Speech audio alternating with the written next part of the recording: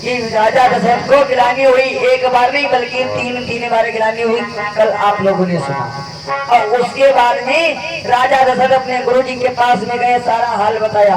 जब सारा हाल बताया कि गुरुजी हमारे कोई संतान नहीं है, कोई पुत्र नहीं है, तो हम पर फूल और ये मंत्री नौकर सब हंस रहे हैं, लोग हमें निर्वंशी कहते हैं महाराज। अब बताओ, सुखदेव जी बोले राजन परीक्षित, ऐसी जब बात कही है महाराज दशरथ ने अपने गुरु वशिष्ठ से, तो आज वशिष्ठ जी ने कहा बेटा चिंता मत करो, तुम्हारे घर में एक नहीं बल्कि 4 पुत्रों का जन्म होगा, आप चिंता मत करो। इधर धीरा सोत जारी,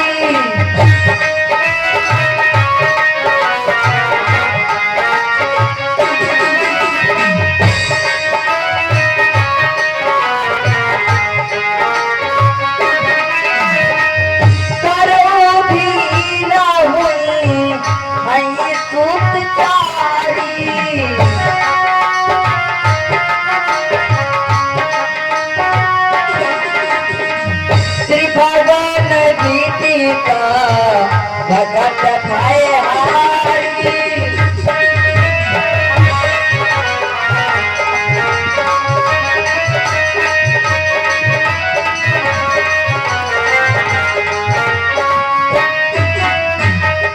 इधरो धीर हुई सुत चारी, त्रिभुवन विदित भगत भयहारी। अरे बेटा चिंता मत करो, तुम्हारे घर में एक नहीं बल्कि 4 पुत्रों का जन्म होगा। महाराज दशरथ बोले अरे गुरुजी क्या हंसी कर रहे हो, क्या मजाक कर रहे हो? अरे हमारे चौथा पल लग गया है मन को, हमारे यहाँ एक भी संतान नहीं, आप 4 संतानों की बात कर रहे हो। वशिष्ठ जी कहने लगे चिंता करने की बात नहीं, हम मजाक कोई नहीं कर रहे। अरे आपके घर में 4 पुत्रों का जन्म होगा। जैसे इतनी बात कही, आज महाराज दशरथ बोले कि गुरुजी 4 पुत्रों का जन्म कैसे होगा बताओ, समय तो काफी हो चुका है। तो आज इतना जब कहा है तो वशिष्ठ जी बोले सुनो क्या करना है, जो श्रृंगी ऋषि हैं श्रृंगी ऋषि को बुलाओ, अब पुत्र काम यज्ञ करवाओ, और जब पुत्र काम यज्ञ करवाओगे तो आपके यहाँ संतान होगी। जब इतना कहा है तो आज सुनते महाराज दशरथ को, महाराज दशरथ कहेंगे ठीक है भाई, जैसा आप कह रहे हो वैसा ही हम करेंगे। तो आज इधर महाराज दशरथ बोले गुरुजी आप ही बुला लीजिए श्रृंगी ऋषि को और पुत्र हो जाए, हमारे घर में 4 पुत्र का जन्म हो जाए। तो आज इधर वशिष्ठ जी श्रृंगी ऋषि को बुला रहे हैं कि श्रृंगी ऋषि वशिष्ठ बुलावा,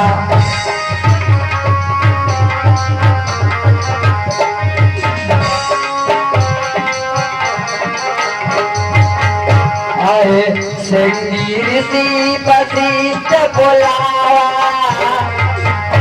अरे पुत्र काम सुबह जागी करावा।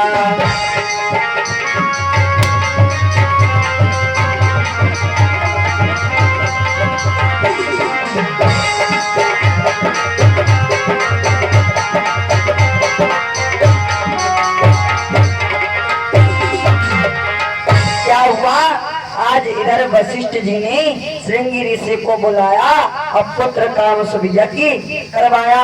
और जब यज्ञ करवाया तो जब यज्ञ कर रहे थे तो गोस्वामी तुलसीदास जी लिखते हैं, सुखदेव जी ने कहा राजन परीक्षित यज्ञ में आहुति दिया है कि भगति सहित मुनि आहुति दीनी, अप्रभुते अग्नि चरु करनी।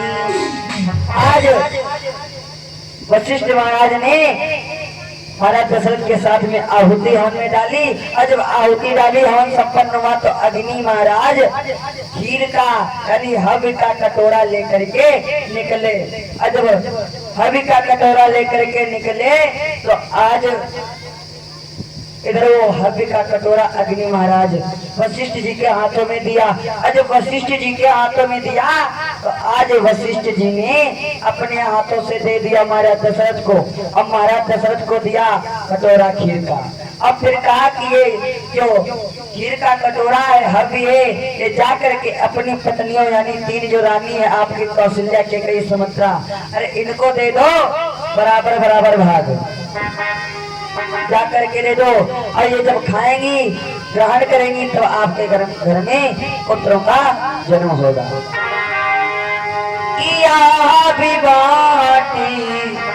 देव न पजाई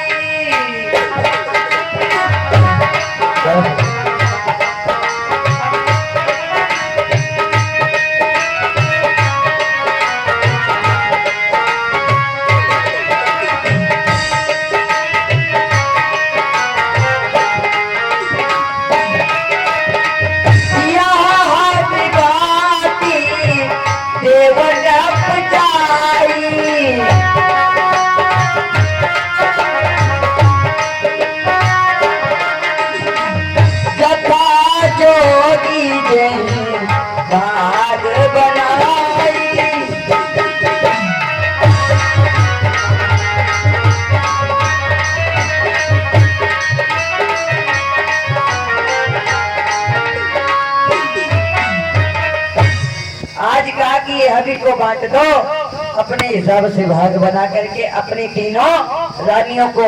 जब इतना कहा है आज गुरु जी की आज्ञा को मान करके वहां से चले आए खीर के कटोरे को लेकर के महाराज दशरथ। जब महाराज दशरथ लेकर के आए खीर के कटोरे को, सुखदेव जी बोले राजन परीक्षित महल में आए हैं। आज अपनी तीनों रानियों को बुलवाया अपने पास में, तीनों रानियों को बुलवाया और तीनों रानियों को बुलवा करके कहने लगे हे प्रिय, गुरु जी ने कहा है कि ये जो खीर है ये अपनी रानियों को खिला दो और आपके यहाँ संतान होगी। तो हे प्रिय हमारा कहना है आप लोग ये हव्य खा लो, ग्रहण कर लो, हमारे यहाँ संतान हो जाए जिससे अपने कुल का नाम आगे बढ़े, रोशन हो जाए, अपनी पीढ़ी आगे बढ़े। जब इतना कहा है तो आज तीनों रानियों ने कहा ठीक है महाराज जैसा आप कहोगे वैसे हम करेंगे। तो आज जब इतना कहा कौशल्या के कई सुमित्रा ने, महाराज दशरथ आज उस खीर को बांट रहे हैं। वो स्वामी तुलसीदास जी ने लिखा कि राधे भाग कौशल्या ही दीना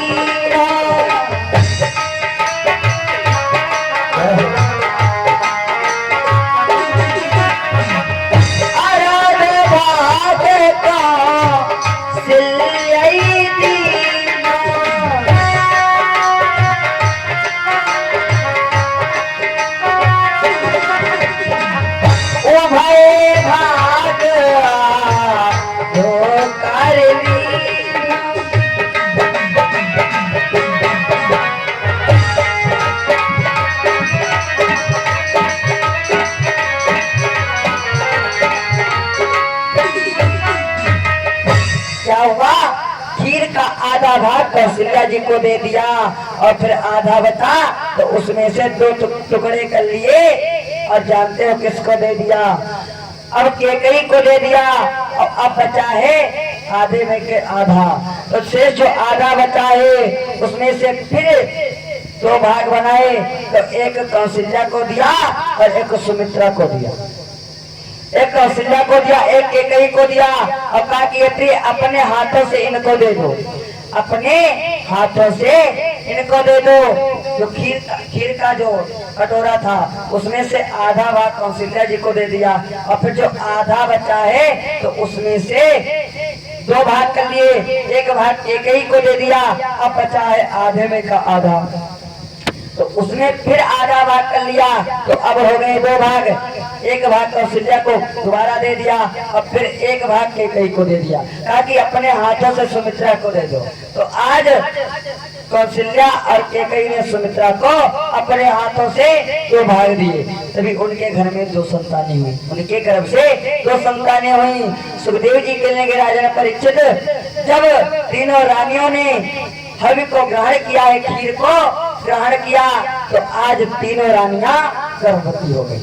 जब तीनों रानियां गर्भवती हुई हैं, अब तो इधर अयोध्या में बड़ा ही सब प्रसन्न है, महाराज दशरथ भी प्रसन्न है कि हमारे यहाँ अब तीनों रानियां तो गर्भवती हैं। बहुत ही प्रसन्न है महाराज दशरथ। गोस्वामी तुलसीदास जी ने लिखा कि जब से भगवान गर्भ में आए हैं, नए नए मंगल गान हो रहे हैं अयोध्या में। कि जाते न ते हरि और गर्भ आए,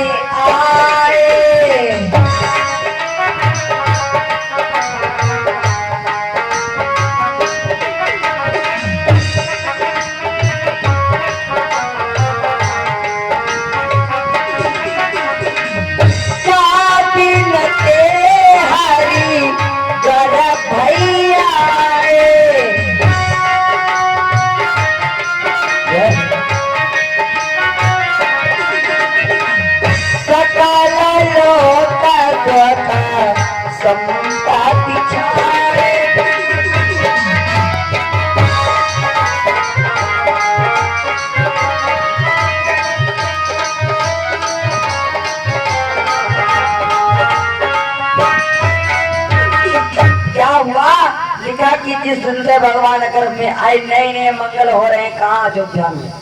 अरे सब प्रसन्न है, प्रजा भी प्रसन्न है, महाराज दशरथ बहुत ही प्रसन्न है। महाराज दशरथ को खुशी है कि हमारे एक भी पुत्र नहीं था, लेकिन अब 4 पुत्र जन्म लेंगे। वाह भाई, बहुत ही राजा दशरथ प्रसन्न है। अब जैसे आपको पता चल जाए कि आज हमारे यहाँ भाई कोई खुशखबरी आने वाली है तो भाई सब प्रसन्न नहीं हो जाते। हमारे को कहा भैया जो चाचा आए रहे, भतीजा आए रहे, कोई बाहर गया आ रहा है, बड़ा प्रसन्न हो जाते लोग। उसी प्रकार आज हमारा दशरथ भी प्रसन्न है, क्योंकि उनके घर में एक नहीं 4 संतानों का जन्म होने वाला है।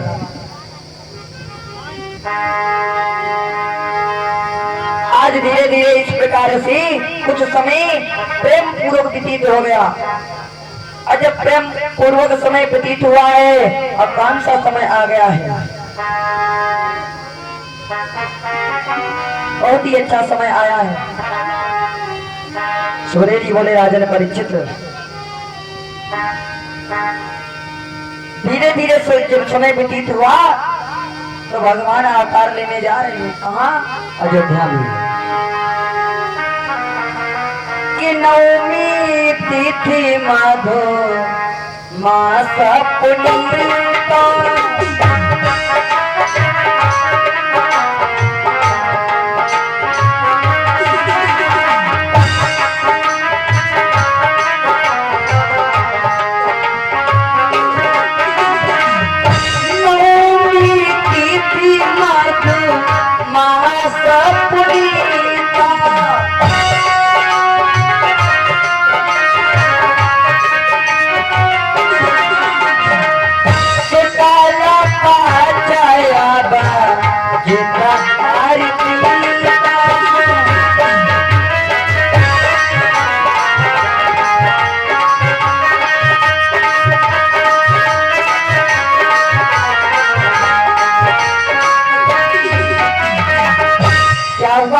नवमी तिथि है, मधुमास महीना चल रहा है और शुक्ल पक्ष है, अभिजीत मुहूर्त है।